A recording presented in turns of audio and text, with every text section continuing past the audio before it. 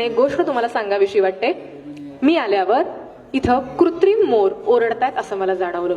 राजे अवाक झाले की अरे, मोर ओरडतात हे खरे मोर वाटत असतील लोकांना असं आपण म्हणतो, पण हा स्पष्टपणे सांगतो आपल्याला कृत्रिम मोर आहेत, म्हणजे माणसंच मोर वाजवतायत, मोराचा आवाज काढतायत. कळलं याला.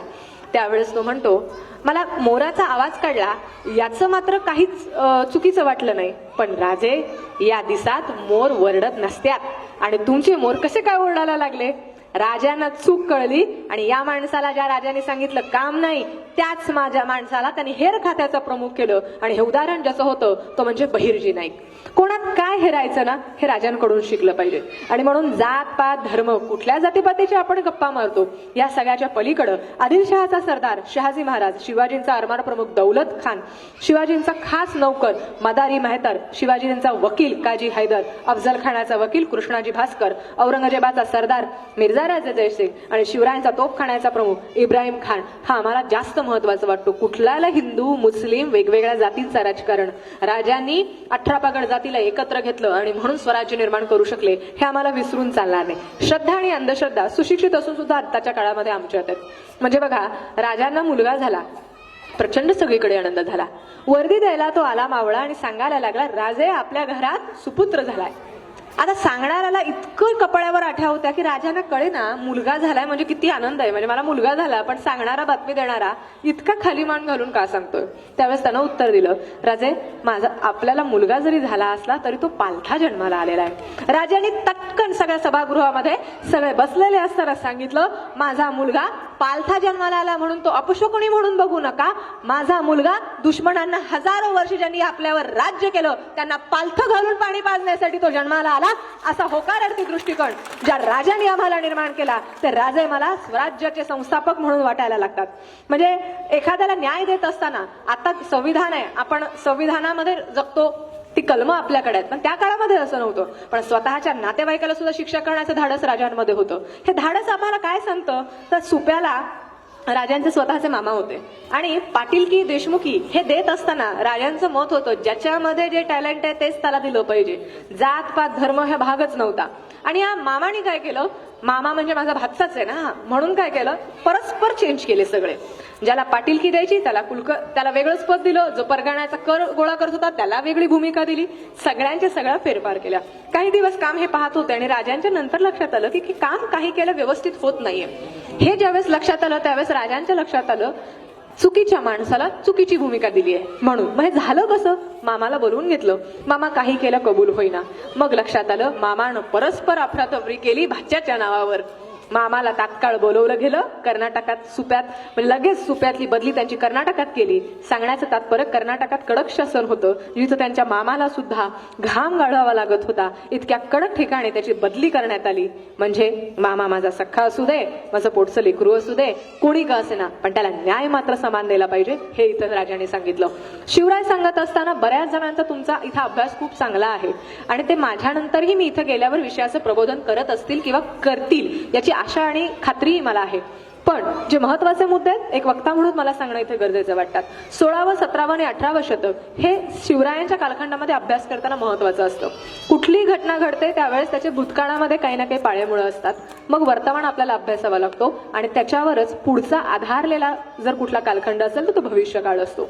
17वं शतक हे शिवशाहीचं शतक आहे, मात्र त्याची पाळेमुळं आम्हाला 16व्या शतकात मिळावे लागतात.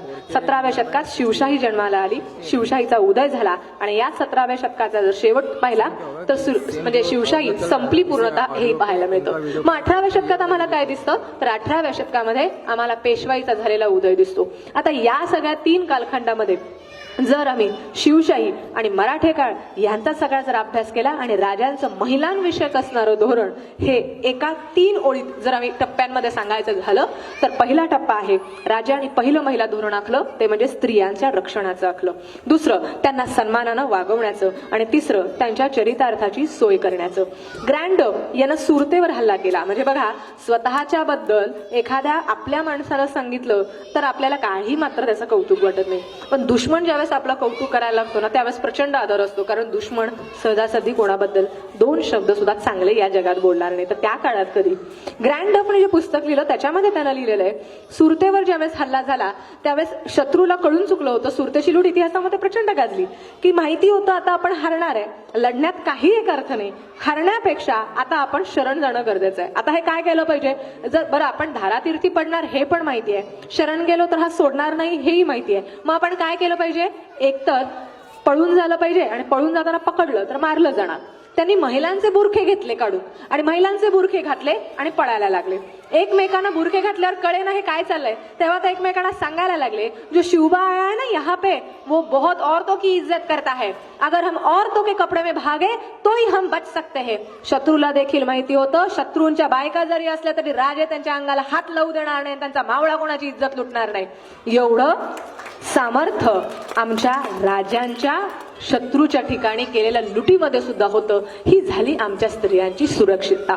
आता जिजाबाई ज्यावेळेस सती जायला निघाल्या त्यावेळेस स्वतःची आई, आपले वडील गेलेले, आई सती जायला निघाली, वडील नाही, नंतर आई नाही, लेकरू अनाथ होईल. बरं पण मी स्वराज्य निर्माण करण्याची आधीपासूनची स्वप्न माझ्या आईनं दाखवली, मग ते स्थापन होईल तेव्हा बघणारं कोण आहे असं म्हणत स्वतःच्या आईमध्ये सुद्धा मतपरिवर्तन त्यांनी केलं.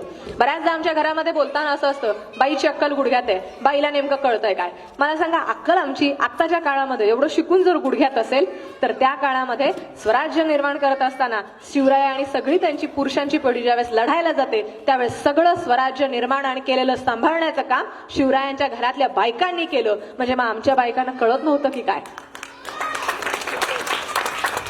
आणि निश्चित हे कळत होतं. मोहर लावणं हा अधिकार काय होता, तर एखाद्या राज्यामध्ये निर्णय घेतला की त्याच्यावर मोहर त्या काळामध्ये लावली जायची. आपल्याच्या काळामध्ये आत्ताचं GR वगैरे असं जसं येतं, आता ही मोहर लावण्याचा अधिकार राणी येसूबाईला होता. मग राणी येसूबाईला जर कळत नसतं तर हे असं झालं असतं का. सगळ्या शूर आणि वीर अशी जिने पुरुषांना सुद्धा पाणी पाजलं आणि स्वतः धारार्थी न पडता शेवटपर्यंत लढत राहिली. इतिहासातली ताराराणी आम्हाला विसरून चालणार नाही. शत्रू सुद्धा ताराराणी ज्या वेळेस स्वारी करणार आहे ना त्यावेळेस शत्रू सुद्धा एक महिला स्वारी करते असं सुद्धा असताना देखील पळून जायचा, हे ताराराणीचं वैशिष्ट्य इतिहासातलं आम्हाला विसरून चालणार नाही. आता ह्या सगळ्यांमध्ये हे राजघराण्यातल्या स्त्रिया झाल्या. आता जनरल आपल्या घरामध्ये पण असं असतं, श्रीमंतांच्या बायका जरा त्यांचं जगणं वेगळं, गोरगरिबाच्या स्लम एरियामध्ये राहणाऱ्या त्यांचं जगणं वेगळं. आता ह्या दोघांची जशी आत्ताच्या कालखंडातली दरी आहे तशी त्या कालखंडामध्ये शिवरायांच्या घरातल्या राजघराण्यातल्या स्त्रिया त्यांची जगण्याची पद्धत वेगळी होती आणि त्याचबरोबर दुसऱ्या ज्या सामान्य स्त्रिया होत्या त्यांची दरी वेगळी होती. राजांनी या दोघांची दरी मिटवण्याचं कार्य केलं. मला सांगा, त्या कालखंडामध्ये काही सामान्य स्त्रियांची जगण्याची पद्धत सांगते. आता राजांच्या कळल्या तुम्हाला किती शूरवीर आहेत. राजांच्या सामान्य ह्याच्यातली असुर विवाह हा त्या कालखंडामध्ये होता. असुर विवाह म्हणजे काय, शत्रू ज्यावेळेस आपल्यावर स्वारी करायला यायचा तर कोणाचीही बायको कितीही सुंदर असली काही असली तरी बदला घ्यायचा या हेतून तिला पळवलं जायचं. पळवल्यानंतर तिच्याशी लग्न केलं जायचं. इतिहासामध्ये असे रेफरन्स आहे की तुमची मुलगी मी पळवून आणली, तिला मी नांदवतोय, पण तरी देखील तुम्ही 200 रुपये दिले नाही म्हणून मी तिला परत पाठवतोय. किती माज असावा त्या पुरुषाला. म्हणजे बाईला पळवून आणायचं, संसार करतोय तरी लेखी पत्र लिहितो तिच्या बापाला की मला 200 रुपये परत द्या. त्या कालखंडामध्ये 50 रुपयाला आणि 100 रुपयाला बायका विकल्या गेलेल्या आहेत. हे विशेष सामान्य बायकांचं जगणं होतं. आत्ताच्या आमच्या रोजच्या सिरियल, म्हणजे तुम्ही सगळ्या सिरियल TV बंद करून आलात याचं मला फार कौतुक आहे. एक दिवस तरी आराम मिळाला असेल. आणि या सगळ्यामध्ये आमच्या काय, राधिका शनायाला काय म्हणाली हे असतं, नाहीतर दुसरं चॅनल बदललं तर नेमकं यांच्या घरात या गोजीरवाण्या घरात खरं तर कुठल्या सिरियलमध्ये गोजीरवाणं घर नसतं आणि काही दाखवलेलं नसतं. ह्याचं त्याला त्याचं ह्याला आणि मुळात पुनर्जन्म जन्म आणि सगळे इतकं छान त्यांच्यामध्ये जुळून येतं की आम्ही मात्र आमच्या घरात तसंच व्हायला पाहिजे असं बघतो.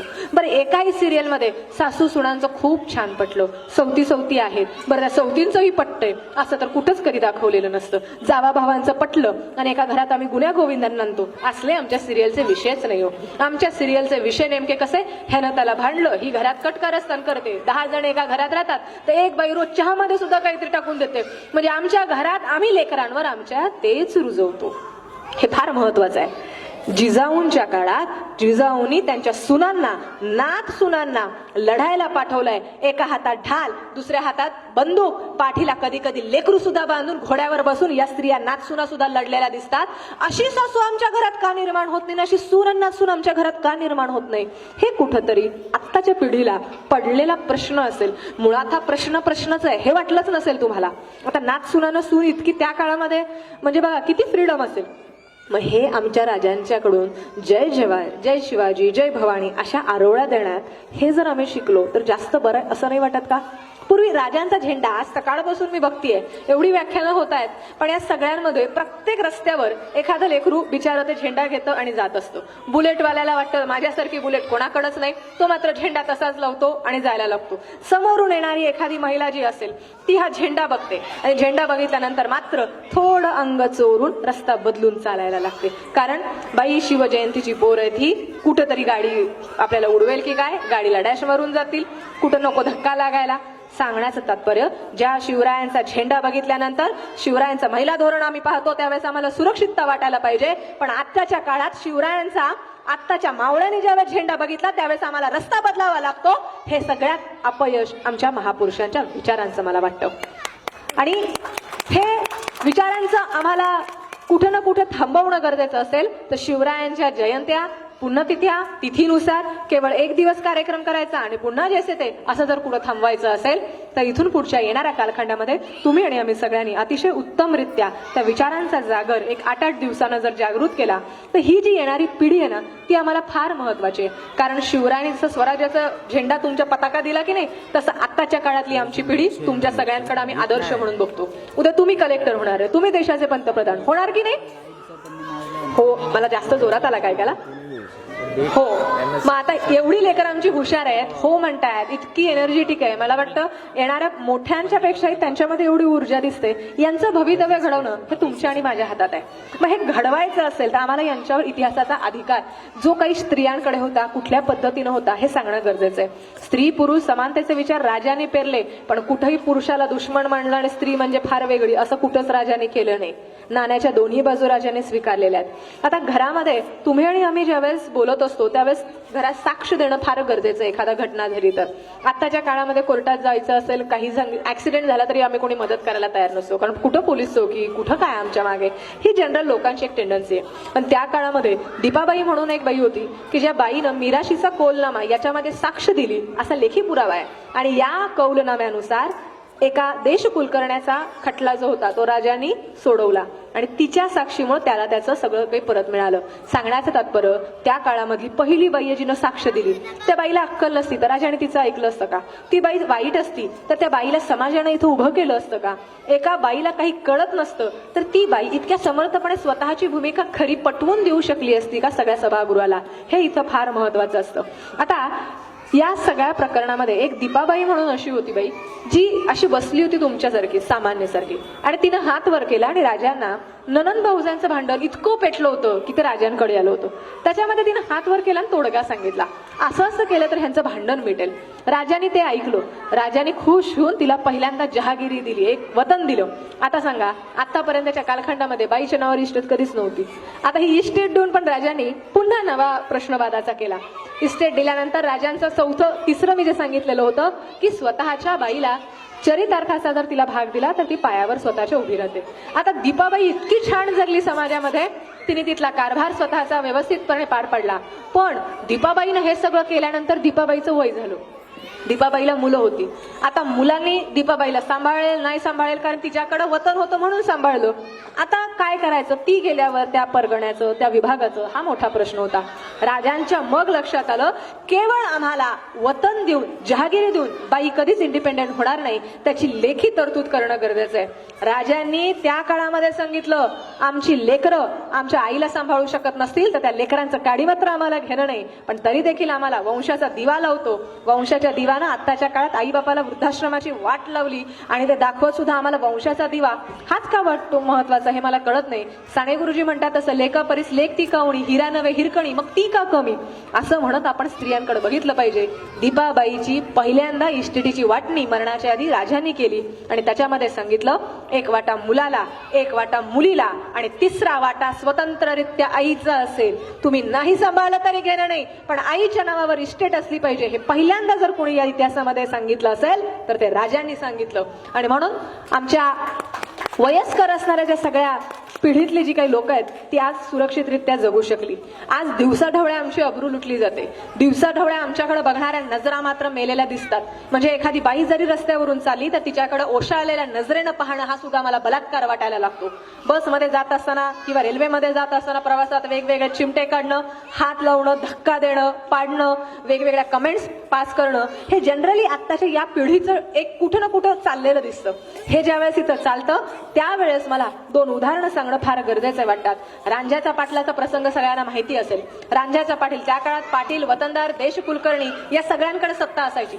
मुळात वतन आपलंच आहे, आपण जे म्हणू ते इथं चालतंय आणि राजे आपल्या काही शब्दाच्या बाहेर नाही असं म्हणत दिसेल त्या बाईवर बलात्कार केला जायचा, दिसेल ती बाई उपभोगली जायची आणि बाई म्हणजे केवळ उपभोगण्याचं साधन म्हणून तिच्याकडे पाहिलं गेलं. अशा परिस्थितीमध्ये रांझ्याच्या पाटल्याने एका शेतकऱ्याच्या मुलीवर बलात्कार केला. रांझ्याच्या पाटल्याचा प्रसंग राजांना कळला. इतिहासामध्ये असा पहिला राजा असेल की ज्यानं पाटील, वतनदार, देशकुल करण्याचं सगळं प्रस्त थांबवलं आणि एका सामान्य शेतकऱ्याच्या मुलीवर बलात्कार झाला म्हणून त्या पाटलाचे हात पाय तोडले, डोळे काढले आणि पुण्याला त्याला आयुष्यभर एका कारागृहात मध्ये ठेवलं. सांगण्याचं तात्पर्य आतापर्यंत ज्यांच्या अंगात माज असतो ते नेहमी जी कमकुवत लोक असतात त्यांना छळायला बघतात, त्यांच्यावर डॉमिनेट करून स्वतःची सत्ता प्रस्थापित करतात. आता इथं ज्यांनीच्याकडे आपण न्याय मागायला जायचा तेच आमच्यावर अन्याय करतायत आणि मग आम्ही कोणाकडे जायचं आणि का न्याय मागायचा आणि कशा पद्धतीने आम्हाला न्याय मिळेल ही इथे एक शासनकता होती. पण लोकराजा राजा आमचा झाला कारण तो सामान्य स्त्रियांचा विचार करत होता. आता 1678 साल हे फार महत्वाचं आहे. स्त्रियांना इतकं समाधान देत असताना राजांनी कधीही केवळ बाई शत्रू जरी असली ना तरी ती एक स्त्री आहे हे राजांनी पाहिलेलं आहे. मग ही शत्रू असणारी कोणती स्त्री असेल? रायबान देसाई, सावित्रीबाई मल्लमा. अरे राजांच्या बायका इतका कट्टर शत्रू आहेत बघा. पर स्त्रीचं सुद्धा इतका आदर आणि इतका सन्मान राजाने दिला. हा जो किल्ला होता याला सकुजी गायकवाडला वेढा दिला आणि वेढा दिलेला असताना सकुजी गायकवाडला काही केलं काही कळे ना, काय झालंय हा किल्ला मात्र मला जिंकता येईना. एवढे चप्पड मावळे आपले. 27 दिवस किल्ला लढला, 27 दिवसानंतर किल्ला जिंकला आणि जिंकल्यानंतर समोर जाऊन पाहतो तो काय, तर समोर बसलेली व्यक्ती किल्लेदार हा पुरुष नाही तर बाई आहे आणि ती सावित्रीबाई देसाई. विजयाच्या उन्मादानं एका पुरुषाला नेहमी पुरुषत्वाला धक्का लागतो कारण बाईनं बरोबरी केली तर, आणि म्हणून 27 दिवस मला तू लढायला लावलं आणि मग तू हरलीस म्हणून त्यानं तिच्यावर बलात्कार केला. राजांना ज्यावेळेस कळलं त्यावेळेस राजांना आनंद होईल असं त्याला अपेक्षित होतं. राजांना आनंद वगैरे काही झाला नाही. राजाने त्याला आणलं. आणल्यानंतर विजयाचं अभिनंदन